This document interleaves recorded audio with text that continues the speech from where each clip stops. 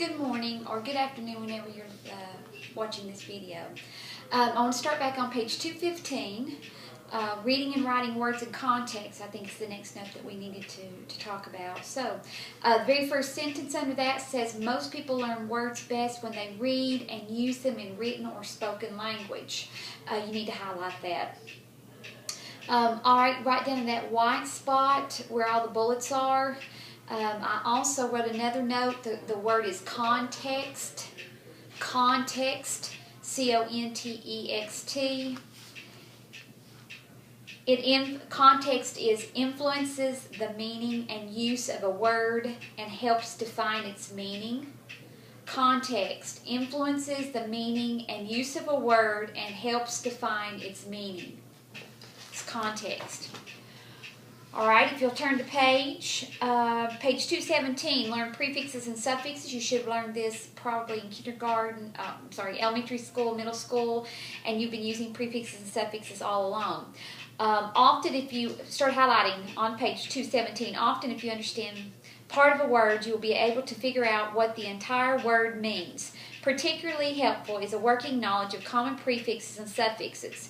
Prefixes are word parts that are added to the beginning of a root word, while suffixes are added to the end of the root word.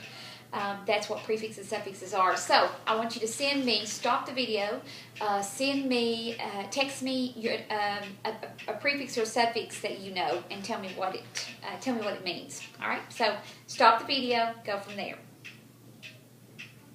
All right. On page 217. Also, down at the bottom, this is not on the test, but I wanted to let you know, there are 4 purposes of reading, and the first 3 will have all to do about your schooling, academics. Read to evaluate critically, read for comprehension, read for practical application.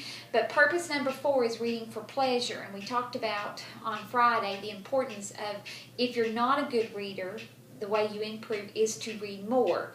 So find something, some kind of topic you're interested in, whether it be history, whether it be the games, whether it be sports, whatever, and just read. And I know you should be reading your textbook even, but if you're not going to do that, at least read something, at least 20 minutes a day, no different now that you're adults. Purpose determines pace. On 218, highlight the word pace. Pace means the speeds with which one reads and comprehends written material. The speeds with which one reads and comprehends written material. Pace is the speed with which one reads and comprehends written material. Alright, stop the movie and text me. What should you read faster? The textbook for my class or anatomy? Stop the video and tell me which one. The science class or my book? Which should you read? Which can you read faster? Okay, I'll be waiting. Alright, on page 218 and 219, think about thinking ahead. Those are due on Wednesday, test day only. 8, 9, and 10, think about thinking ahead, are due on test day only, which you chose to do on Wednesday. So make sure you've got these ready Wednesday. Page 220. How can PQ3R help you study reading materials? Go to the second paragraph or second section there where it says preview, question, read, recite, review, PQ3R.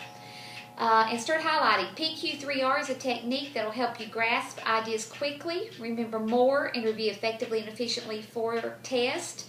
The symbols PQ3R stand for preview, question, read, recite, and review, all steps in the study process. Alright, move down to the very next paragraph, and it starts out with moving through the stages.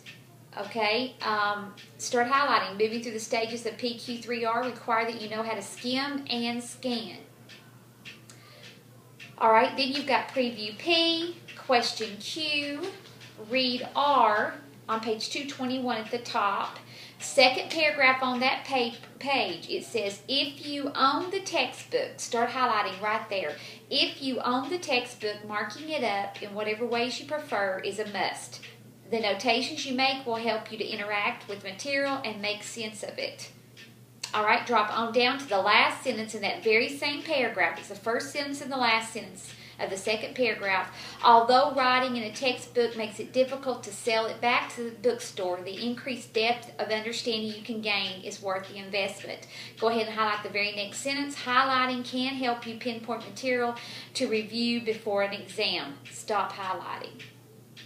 All right, I'd like for you to stop the video again and text me. If you get a used textbook, does highlighting that's already there bother you? Would you rather have a clean book, or are you okay with the highlighting that's in it?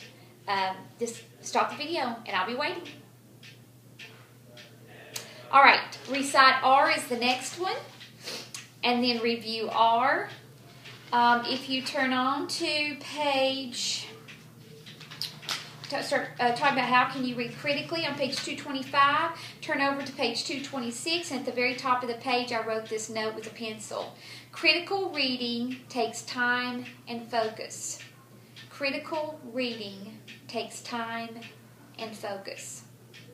Critical reading takes time and focus.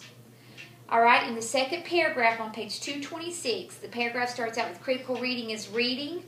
Go to the second sentence and start highlighting. You can read critically by using PQ3R to get a basic idea of the material, asking questions based on the critical thinking mind actions, and engaging your critical thinking processes. Right under that it says using PQ3R to taste reading material, start highlighting. Summarizing part of the review processes, PQ3R is one of the best ways to develop an understanding of a piece of reading material. To construct a summary, focus on the central ideas of the piece and the main examples that support those ideas.